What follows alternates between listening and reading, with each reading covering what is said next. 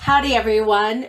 So, when you first started your business, did you have a lot of people start to tell you about all the risks, all the potential pitfalls, all the challenges that you could come up against?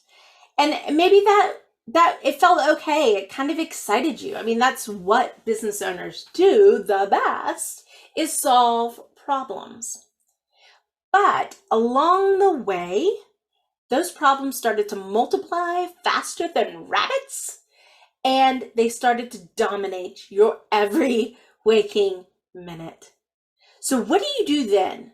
Like, what is it that you can do to minimize those challenges and truly get out of the firefighting mode of fighting every problem that comes your way into one of being a cool, calm, and confident leader that can minimize the challenges as soon as they pop up? Well, that is what we are talking about today. We are going to talk about 3 ways to minimize every business challenge. And I'm going to help you with that. So my name is Leslie Hassler. I own Your Biz Rules Business Coaching. I help women-led service businesses grow and scale profitably and sustainably so that they can do great work, can build a financial legacy, and create more impact in their community. And so we're going to talk about this 3 ways to minimize every business challenge. And I'm going to start off by saying we're not going to get rid of them. That's not our goal. We can't control the world. I can't control the world. But I can give you the tools, some of the things to start thinking about so that you can minimize them.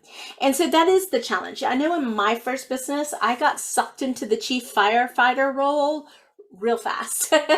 And part of that was my undoing. I think I liked solving problems. So it didn't occur to me that I might need to do this in a different way.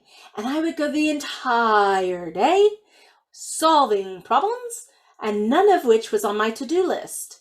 None of it was things that actually grew my business and that were strategic. So I would get to that 6 o'clock mark and I would sit down and work on what I needed to work on. And I always felt behind. I never felt like there was enough of me to go around. And it was exhausting. It was frustrating. And I'll admit, led me to say more than once, I'm just going to shut it all down, go get a job. At least then I'll be paid better. I'll get better benefits and I can take a vacation. Well, our goal is to not have you get there. Or if you are there, we want to help you step out of that, right? And I'll admit, it's a bit of a spider web that you're stepping out of, but you can do it. It can be done. And I've guided so many businesses, their owners, in so many different industries to do just that. So I know it can be done. So let me give you 3 things to think about. 3 ways that you can start to minimize your business challenges. So the first is surround yourself with a community of strong, smart women business owners who are trying to grow and scale in a way that feels good, right? So surround yourself with people like you, peers, who are trying to grow in the same direction, if you will. Not the same way, because we all have a different path, but to know that you have shared goals, you have shared motivations, shared reasons for why. And here's why you need this community. First off, when you come with these challenges that can be from like this big to this big, you want the people that you're talking to understand, to get it, to have been able to say, been there, done that, got the shirt, so that they can support you, hear your story, hear what's frustrating you, hear what it is that you wish would happen instead, can help guide you in choosing the right solution, and then hold you accountable to it. Because sometimes we're our own worst enemies, right? So you need that kind of community. That's one of the reasons why we formed the Your Biz Rules collaborative community, was to provide that space of connection, to have conversations, to be able to ask the questions that you wouldn't dare just post out on social media, but you also don't know who to ask because you're not surrounded by enough women entrepreneurs to be able to lean into them. So that's our first tip. Our second tip, I'm going to tell you, this is the one you're going to be like, whoa, too much, Leslie, too hard, can't do that. And here's why. I'm going to tell you, I fought it too. But you've got to create space in your life to think. If that's on a walk, if that's sitting out in your yard, drinking a cup of coffee with a journal, that space to think is where you solve problems. If you're always reacting, you never have time to think. You're just doing that. You're reacting to everything that's happening in your business. But when you create that space to think, the brain chooses better solutions. It can think about implications. It can think about, oh, it could go wrong these 3 ways, but if I did this, this, and this, then that won't happen, right? You can think more completely. And if you need proof that you need this, do you come up with great ideas in the shower or when you're just falling asleep or when you're just waking up in the morning? Because you're not doing anything else. You're giving your brain time to process. And you don't need a chunk of time, right? But the more you're in this firefighter mode, the more you need this to stay clear and to give intention. Because you can set goals, you can think through things, you can go, how do I want this to play out? So create that space to be able to do that.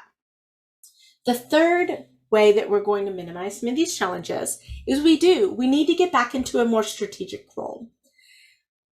Strategy is this big topic that makes people like, I don't know what to do. It's too complicated. It's too heavy. And it doesn't have to be.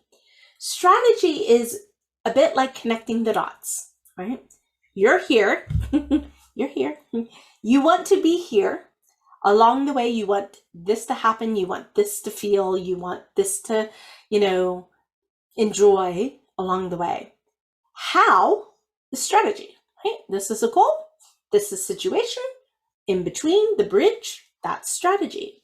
Now, what I find happens is a lot of times people get malaligned, right? The strategy they choose isn't in alignment with who they are, who their business is, all that secret sauce stuff that's so good, and the goal. So one of the roles that I do as a mentor and an advisor is to help make those connections, to show the probable paths that you could choose, and then to ask you the hard questions, the questions that get you to think, the questions that get you to choose, and the questions that get you to focus. Because sometimes you need that outside set of eyes to raise questions. And the most average person isn't necessarily going to be able to do that because they don't understand what it's like to run a business. They don't have team or need to have team or been where you are. And that's a lot of what mentors and advisors can bring to the table is a bit of the experience, a bit of the accountability, and a lot of leaning in and guiding so that you choose the best path for yourself, one that feels really good. So taking these steps, right? This starts you on the path. It really does help you see that your situation's normal. Sometimes it's part of the journey, right? Sometimes you need an outside of eyes to think of new ways to solve a problem. Remember, we've talked about plenty of time that doing the same thing over and over and expecting a different result, that's the definition of insanity. So sometimes you need a guide that can help you get through that. And then you need to create space for yourself, for you to be a leader. I know these things work. I've seen it happen time and time again in some of the craziest circumstances. And the one thing that my clients will say at the end of it goes, I never thought that I would have such peace and calm. It's not that I never think I'll have a problem. It's just that I now have the tools and the confidence to handle them. So that's our gift to you today. Hey, look, if you're looking for a community or need a mentor, reach out to us. We'd love to be able to help. So that's it for today, guys. I hope you're doing well. And until next week, this is Leslie Hasser.